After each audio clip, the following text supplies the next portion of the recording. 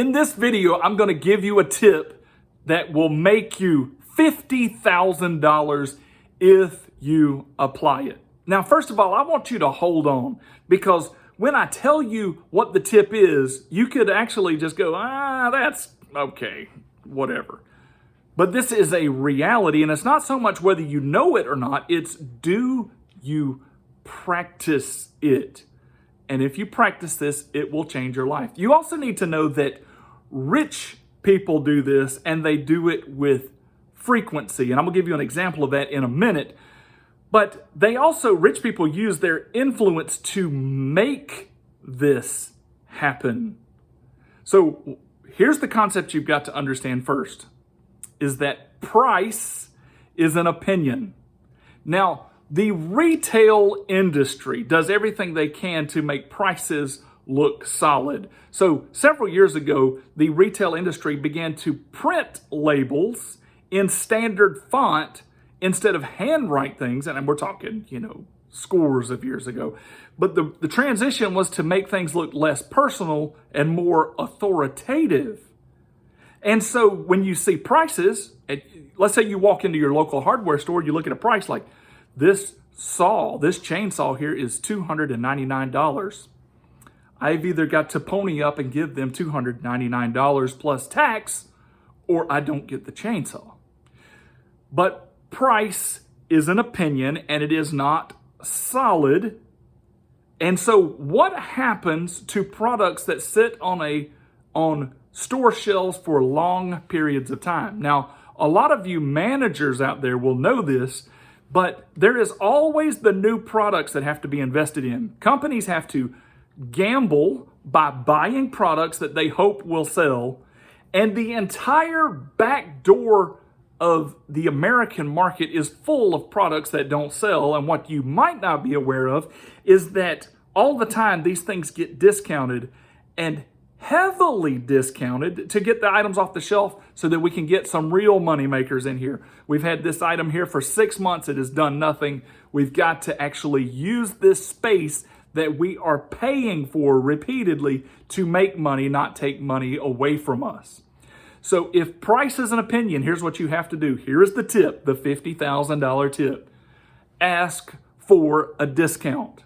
Now, I used to think my parents were silly for doing this. I was like, why would we ask for a discount? Why would we try to get cheap things? Why would we try to go around the system? Why not be just part of the system and do things like normal people do? Well, what changed my mind was I was reading an article about Arnold Schwarzenegger when him and his wife Maria Shriver were together, and she went and bought some china, or bought it by commitment. She says, my husband will be by tomorrow to get the china. Now we're probably talking a $10,000 to $50,000 set of china. I don't know exactly, but something pretty massive. And at the time, Arnold Schwarzenegger was the world's #1 paid actor, worth at one point upwards of $1 billion with the companies that he owned. So this man has money. And you know what he did when he walked into the shop? He goes, I'm here to pick up some china for my wife. And they're like, okay, well, we've got it right here. He's like, can I get a discount on that? Now, what would you say? If you know anything about the way retail works, you buy prices cheap, and then you mark the price up and you try to make it look solid, and you don't offer negotiations unless you have to. So since this was probably a larger purchase and there was a lot of profit involved in it, why not give the discount instead of potentially losing all of that revenue? So that is one of the stories that changed my mind about using this. And so a couple of years ago, when I went to go buy this vehicle that I wanted, oh man, it was exactly what I wanted. I walked onto the lot and I said, I want the largest SUV that you have. And this guy got really happy and he brought it to me. And I had been looking at SUVs all day, and he pulled this one up and I was like, that's exactly what I want. He told me the price and I was like, man, that's cheaper already than I have been looking. So I agreed with him. I was like, I'll buy this, yeah. And I was in love with, and I was going to purchase this SUV no matter what. I don't know why we didn't close that day, but I went home that night and we were supposed to come back the next day, maybe to finish up the paperwork. Maybe this guy was new and didn't exactly know how to do the paperwork. But went home and I started thinking about it. I'm like, I didn't even try to get a discount. What is wrong with me? And so I decided that I was going to kind of subtly hold my title in my hand to the vehicle I had at the time. And as I was offering it as a trade-in, I was going to play hardball. I was like, I'm going to try this. And so I walked in and we sat down, or I didn't sit down. I got the salesman came over and he comes over and I said, hey, just want you to know, you got to take $1,000 off of that or I'm walking. This kid was in shock. He had already counted his bonus. Man, he was excited the night before. And now he was literally shaking and reeling. And he's like, I don't, let me get the boss. Well, I had stated it so firmly that whatever he told his boss, the boss felt like it was direct competition with, and maybe he owned the parking or the car lot there, I'm not sure.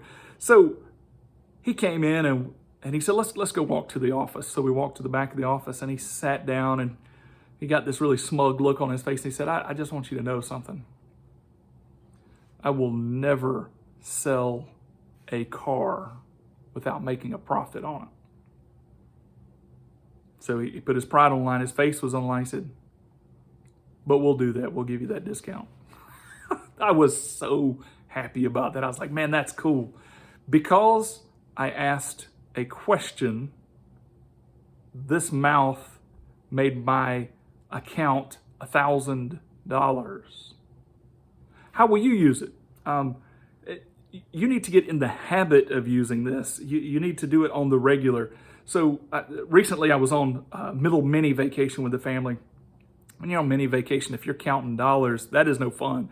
You want to plan ahead of time so you don't even have to think about money while you're there. But if you've got certain practices, you just do certain things. And so we all went to go play putt-putt. And I think the name of the arcade that had the putt-putt was something like Fat Daddy's Arcade. And I got a little bit of a stomach on me. I just thought it was funny. I was having a good time on vacation. So as I walked up to the counter to pay for putt-putt for the family, I kind of patted myself on the stomach. I said, hey, do I get a discount since I am Fat Daddy? And the lady behind the counter looked at me so strange. She was like, she didn't know what to think. Come to find out later that she didn't quite hear what I said, all of what I said, and she figured it out later. But as I walked back through, she made sure to tell me, she was like, I did give you the discount. I just couldn't make out what you said. And then I realized that you said that you were Fat Daddy. And she knows I wasn't Fat Daddy because Fat Daddy comes in at some other time. But what's so funny about that is she gave me the discount because I tried to make a joke and ask about it. What you need to understand is that if you ask for a discount in all situations, anytime you're purchasing something, anytime you're in a negotiation, ask for more ground.